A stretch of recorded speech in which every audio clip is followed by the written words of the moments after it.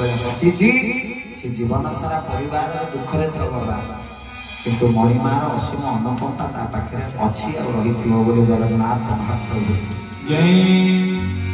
आज भगवान पहुंचले विष्णु को पाखरे सरसज्जार पड़िछति विष्णु आ गोटिए कथा कहले भीष्म कहले दरस लागी तब राखे प्राण चलना चाहता कृपा निधान। भगवान आउ बंचिबा की इच्छा नहीं एबे आपण पहुंची गले सेदिन जेमिति रामचरित मानस जटाई कहले प्रभु आपण आसीबे बोली मु भलो भाबरे जानिथिली काहे कि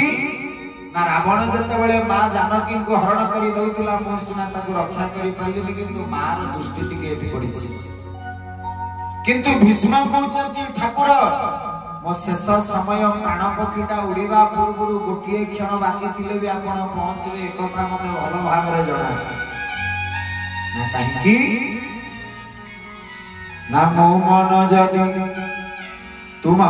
ठारे थिबो तुम नाम ठारे थिबो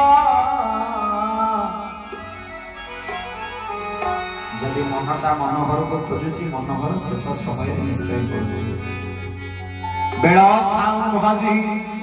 भजीबी तो नाम समस्त गाइला जी जोते छ आ बेला थाउ थाउ भज श्री कृष्ण नवनाही कते जमो मितणी हिरारुण धइब